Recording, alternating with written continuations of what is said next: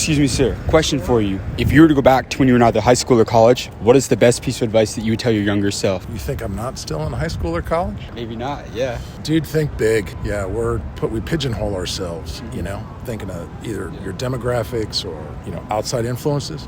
Man, dream big and shoot for it. Don't let anybody else say you can't do it. I love that. What industry did you decide to pursue a career in? So I graduated as a computer engineer, joined the Air Force, flew airplanes for 24 years, and I'm a captain with Southwest Airlines for 22. So you're a pilot. So that's all I do is fly airplanes. That's amazing. Well, So outside of that, I'd say, hey, go fly airplanes. Well, It's not a better way to make a living. Well, I first want to say, I want to say thank you for your service. My dad, he was a West Point grad and 31 years in the Army, had an incredible career. All right. But my next question for you would be, what is the greatest lesson that the military taught you? Discipline.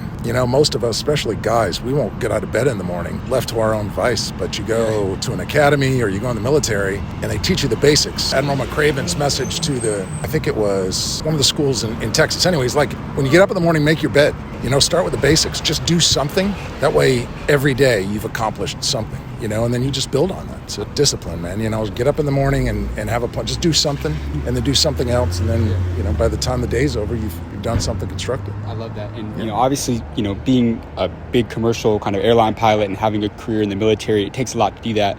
But for you, if there's any 3 truths that you would tell to someone else, what were the 3 biggest driving factors of success for you? What were the 3 biggest driving factors of success for you throughout your lifetime? Jimmy Valvano said it best, man. Don't give up. Don't ever give up. Okay, that's number 1. Don't give up. If you got a dream, go for it. Don't give up until you can't. You know what I mean? Second, read. Be smart.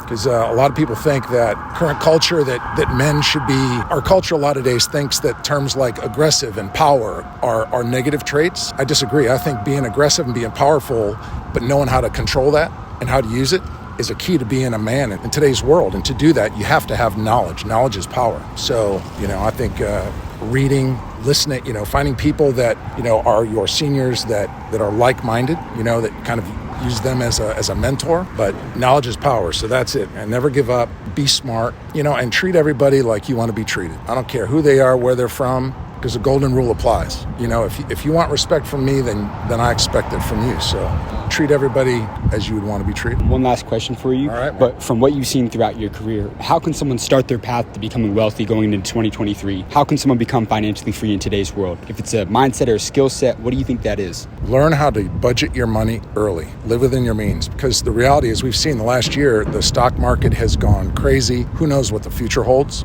But I know this, that if you start early, compounding interest is math, and math works 100% of the time. So start small, start early, and just be disciplined. And then guess what? 30 years from now, when you're staring retirement in the face, you got no worries. Wow. You get to go do what you want. Yeah. And compounding interest is the key. I'll kind of end with this one though, but when someone is, starting to make money in their careers, they're starting to compound interest, where do you think people should kind of look to put their money to try and multiply and try and grow their money? It's funny, in the pilot world is never take financial advice from a pilot, because we think we know everything, right? I fly airplanes, and if it's what I do and I'm really good at it, I have a financial advisor. So I trust the people who do it for a living, because again, knowledge is power. I don't have the knowledge. I don't day trade. No, that's not my gig, man. Put me in an airplane, I'm all yours. But when it comes to managing my money, I pay somebody else to do that, because they're better at it than I am. Yeah. Well, thank you so much for your time.